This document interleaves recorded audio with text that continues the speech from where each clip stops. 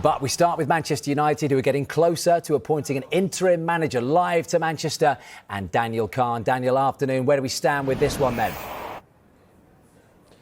Yeah, afternoon, Will. I mean, it looks like Manchester United are getting closer to appointing their interim head coach. As we reported this morning, Michael Carrick seems to be the front runner at this time. They're expecting detailed talks to continue today to just firm out those details, perhaps around what a potential backroom staff would look like for Michael Carrick if he is to take the interim head coach role, and a few other details as well. What we can also tell you is there's no planned talks further with Ole Gunnar Solskjaer. We know the hierarchy of Manchester United, the likes of Jason Wilcox, the director of football, met both candidates for the role in the last week or so, but I think Michael Carrick especially really impressed in this interview process, and that's led United to really explore him further for this role.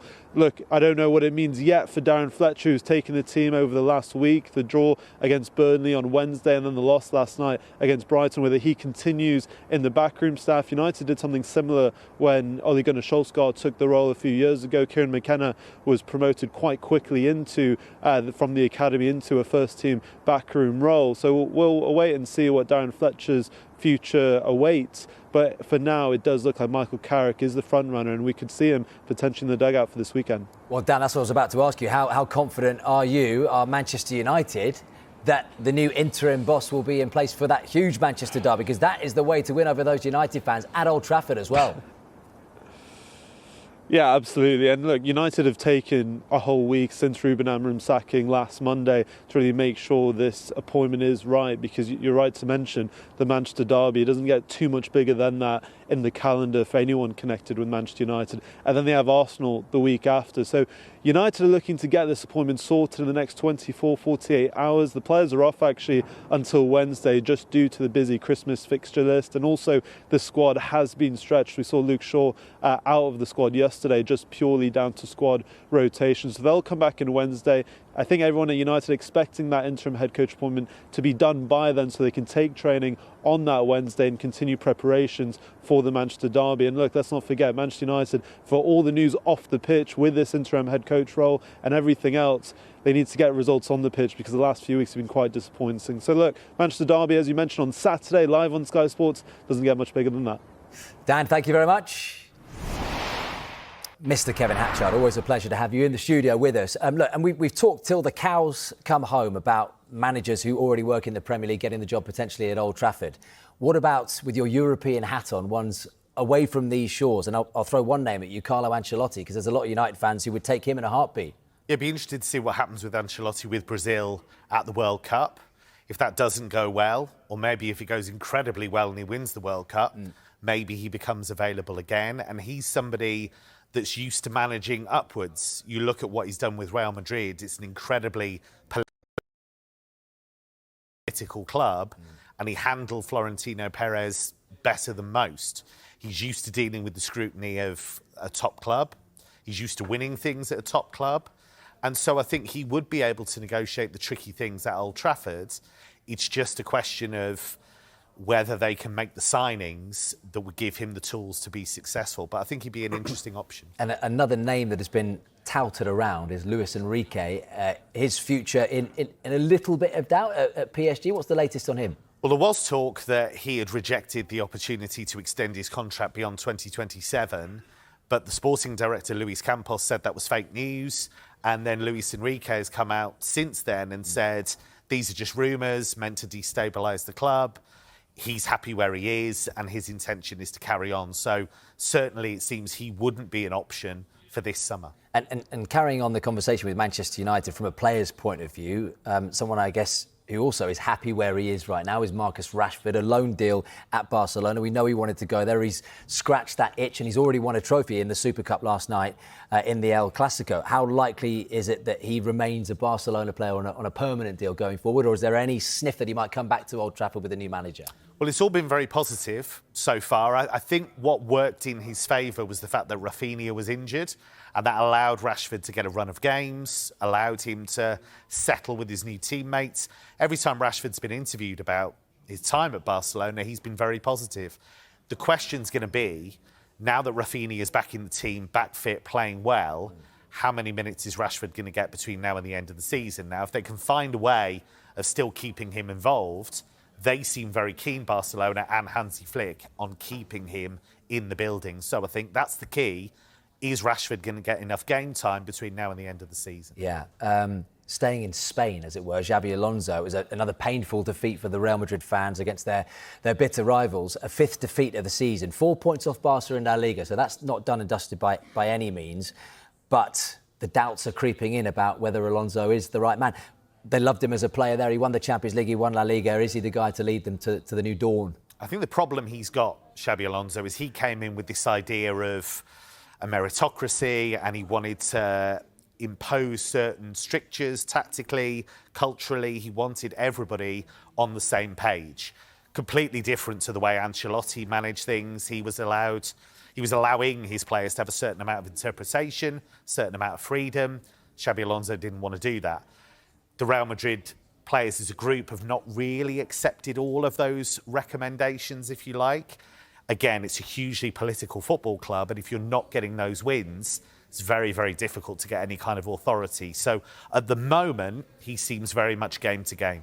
Week at Manchester United, with the club accelerating plans to name an interim head coach. But who should they appoint? Ole Gunnar Solskjaer or Michael Carrick? We understand Carrick is now the front runner for the job, but a final decision has not been made yet. OK, Tim, in terms of Michael Carrick, we were talking about this in the last hour, but what makes him the right call rather than Ole Gunnar Solskjaer I think right it now? ended so bad, Tom, at the end for Ollie. I mean, there was a lot of players there who saw him. It was a real negative time for Ole Gunnar Solskjaer on the managerial side at Manchester United. I remember that last game away at Watford, Vicarage Road.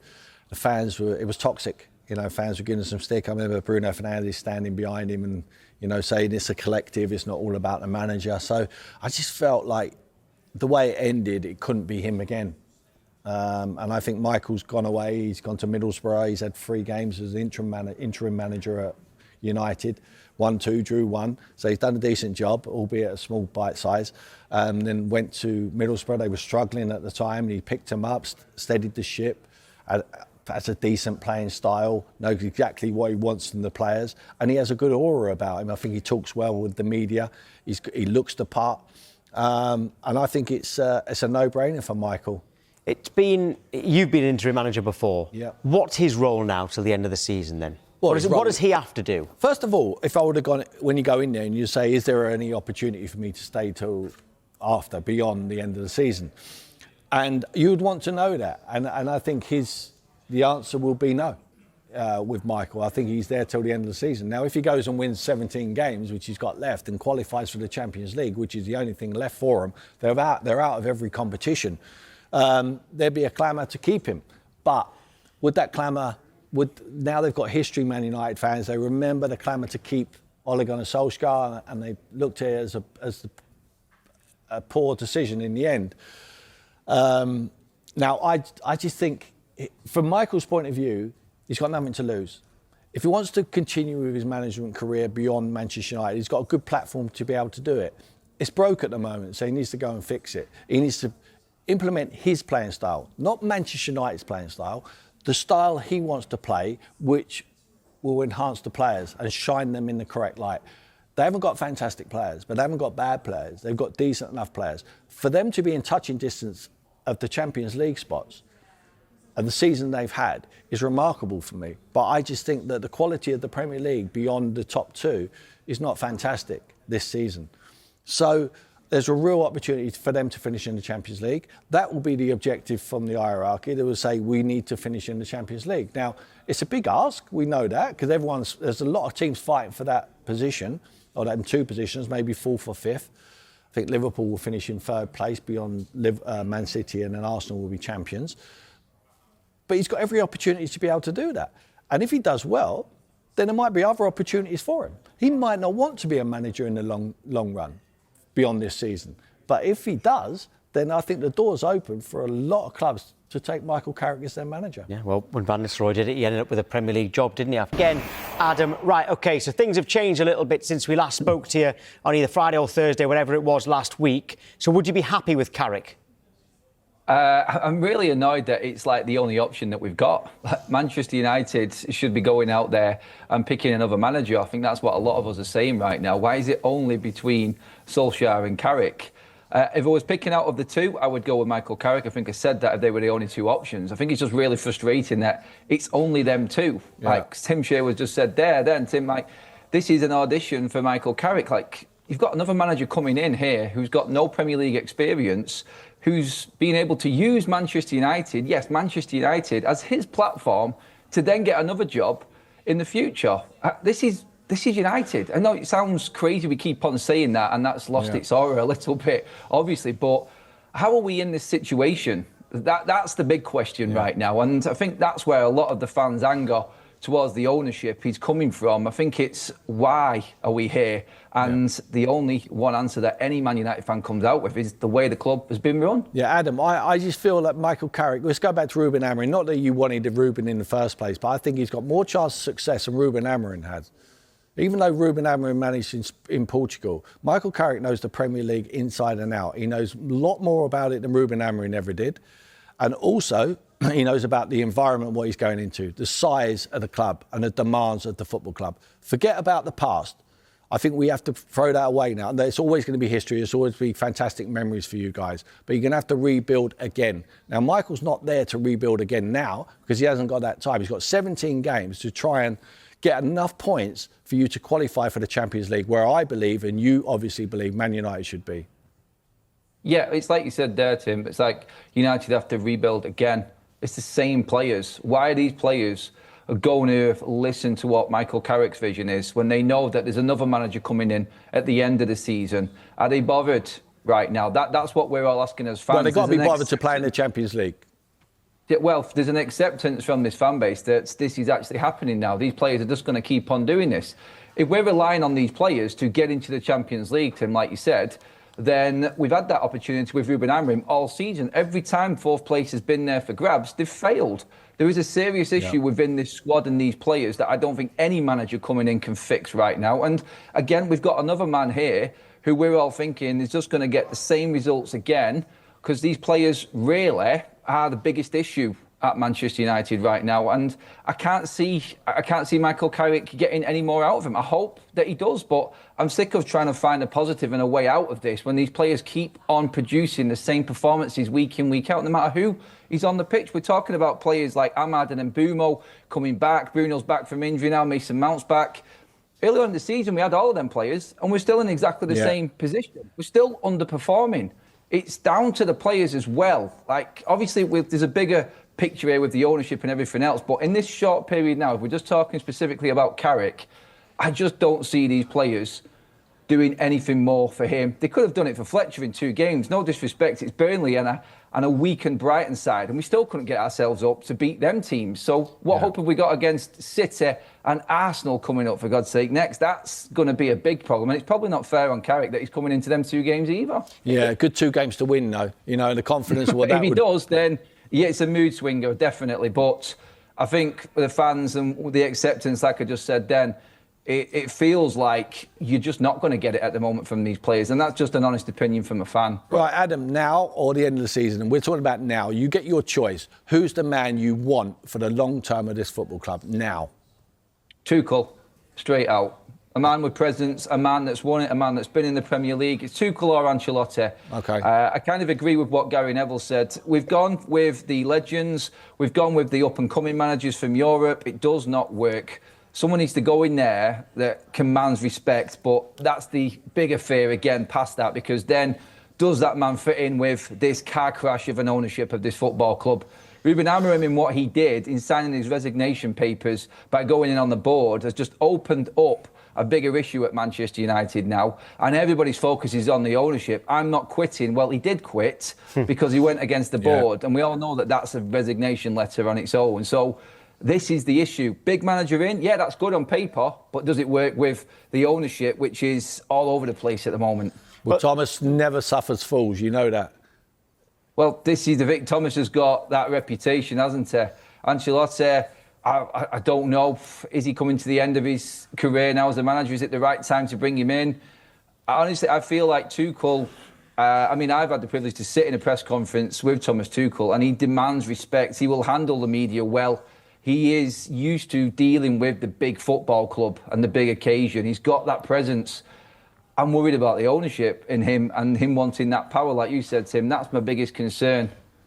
But do you get a feeling, Tim, that in football now, boards or whoever's making these decisions are purposely appointing head coaches, stroke managers who aren't going to go against them for that reason, rather than looking for the best person for the job? They're looking for someone who is just going to do what they say. In some circumstances, to a certain extent. Yeah, in some circumstances, I think that is the case. But I think in a lot of cases, sometimes, I think in Man United's case, they want a manager who they can trust. They want someone in there who they trust to do the job. For instance, I'm going to use them as an example. I know Aston Villa fans will not be happy, but Aston Villa took Unai Emery in there. It was not happening for Aston Villa, but they give him the keys. They let him take over the club, but he still had a sporting director, still have heads of departments still at the football club, but they all listened to him because they believe he had no self-indulgence. He was going to operate in the best interests of the football club, not in the best interests of Unai Emery. I think if you've got that manager, if you find that one, the one you can trust, I think they would love to work with someone who's got the ideas, who buys into the economics of the club as well. Because managers have to understand there is financial restraints as well. But if you get it right on the pitch, then everything else is secondary. I think that's the point now. It's like there's backing in finances in bringing players in, but there's also backing when things are not going well with current players. For instance, if you've got a problem with certain players in your squad, that player's allowed to go to his agents, then he's talking to the club, then there's a problem behind the scenes. The manager needs support from the board level that you're in charge. If there's a problem with a playoff, it's still going to be dealt with where you're the top man. Not one player is bigger than this football club. The manager has to be the most important man. He needs support in that area. And I think that's where it broke down with Ruben in the end. I think he was obviously given this sort of idea of him coming in and being able to do what he wanted and given that freedom, and then it was taken away. That's the only reason I can think he did what he did. Something changed behind the scenes, but support needs to be in backing the manager with what's there already. Don't let these players, which we all see as Manchester United fans, especially the ones that have been here for years, being the ones that run this football club. It's crazy how some of these players have still got contracts at this football club that have been here for years in our worst ever period. There needs to be control from the top, because that's got out of control with Manchester United now. Adam, maybe this time next week we'll have you on talking about a Derby Day victory. Thank you. No, I'm not hopeful, but cheers, guys. Right, well, you've been sending us your voice notes all morning. Keep them coming in. Let's hear from Matthew on whether Michael Carrick is the right choice for the interim role. No manager will do well at Manchester United. Not even if they bring Fergie, Klopp, Guardiola and put them all on the bench. Until they change the quality of the player, doesn't matter who's coaching them. So it's all on the players more than the coach. Thank you.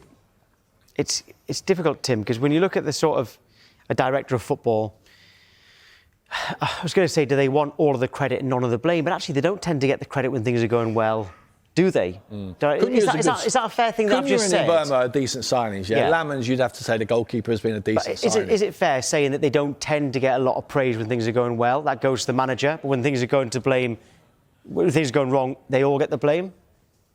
Yeah. Is that fair? 100%. 100%. I mean, but there becomes a divide. The manager blames the players. When things are not going well and he loses his job, he will blame the players. He will blame the recruitment of that group of players. And the sporting director will be telling the owner, well, the manager's not coaching them correctly. So there's a disconnect straight away. So I always feel like the manager has to have an input. He has to understand the economics of the football club. He can't just go out and say, I want to buy Lionel Messi and Ronaldo. It's not possible.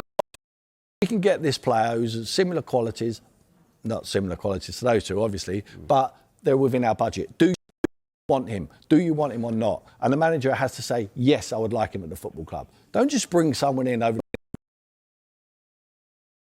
the manager and say, go and work with him and make him into he's not very good at the moment, but polishing him up and make him better. You have to, as a manager, improve the group of players that you've got. Now, Michael Carrick, he's got no choice now.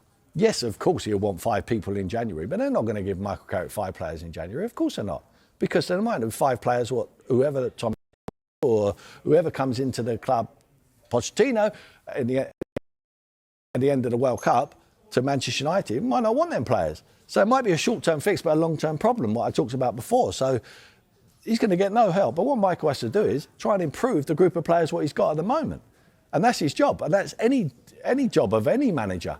You have to improve, and sometimes you can get a lift, you can get an uplift, different voice, different ideas. It might just improve the group. It all boils down. I agree with the voicemail there. They've got a group of bang average players. They are average. They've got better players like Cunha, like Mbeumo they brought to the club. So they have improved it on that side. But you can't just get 2 right and 10 wrong. You have to be some consistency in the group. And you have to know you're bringing players into the football club with the mindset the manager is knowing what he's working with and he wants them in the first place. Well, Manchester United is our top story today. We've also been talking a lot about Tottenham, and loads of you have been getting in touch on that one as well, about whether Tottenham's next game against West Ham is a must-win for Thomas Frank. Here's Craig's views. Morning, Tom. Morning, Tim. Just wondered, after watching Tottenham lose to Aston Villa in the Cup on Saturday, I read a report that Ange might be on his way back to Tottenham. What sort of furore do you think that would cause at the club if Ange Ball went back? Cheers. Thank you, Craig, and good morning. I must admit, we're not reporting that, I must say, about Ange coming back, but what would you make of that? That won't happen. It won't happen. Ange Postecoglou, I've got a lot of respect for him. He's a manager who won something at Tottenham. A lot of others tried it. We know why the drop-off in the Premier League was, because he put all his eggs in that Europa League basket, hence why Tottenham are now playing in the Champions League. He won a trophy. They had that day, the open-top bus. Everyone enjoyed it. You got to give that man respect. But they sacked a winner. That's what they sacked there. And they believed he wasn't the man to take them forward. They make their choice in the best interest of the club, whoever the hierarchy are. And that is what they've done with Thomas Frank. They put their belief into him for one reason, that they thought he would be a success. And that, he still might be. But at the moment, he's not. Bueno, al final Rayo ya sabemos que viene de una dinámica negativa, pero ha ido poco a poco a mejor. Creo que han hecho un partidazo y a lo mejor un empate hubiese sido más justo, porque ellos sí que es verdad que han chutado más y a lo mejor han tenido alguna más. Pero bueno, yo creo que también por su dinámica de que les ha costado empezar a ganar y tal, no sacan los puntos, pero creo que si siguen trabajando así pueden estar ellos muy tranquilos de que les va a salir las cosas. Sí, yo creo que él era el que más ganas tenía de ganarnos, porque al final somos como los alumnos, y que te gane el alumno es una mierda, pero bueno, lo queremos mucho, lo seguimos respetando como entrenador y más como persona, así que toda la suerte es para él. Bueno, sí, está pasando un mal momento, yo lo sé, el equipo, yo creo que hay gente que es un poco consciente, pero yo sé de primera mano que lo está pasando mal, y creo que es el que más se lo merece, porque es el que lo da todo y eso es lo más importante. No me gustaría cruzarme con Barrio, porque el playoff es un equipo que siempre se me da mal, siempre nos complica la vida y creo que es muy complicado. Bueno, lo que quiero es ir a México, y si además quedo Pichichi ya ese es un regalazo, pero lo importante es lo de hoy, que hemos ganado y nos vamos a México.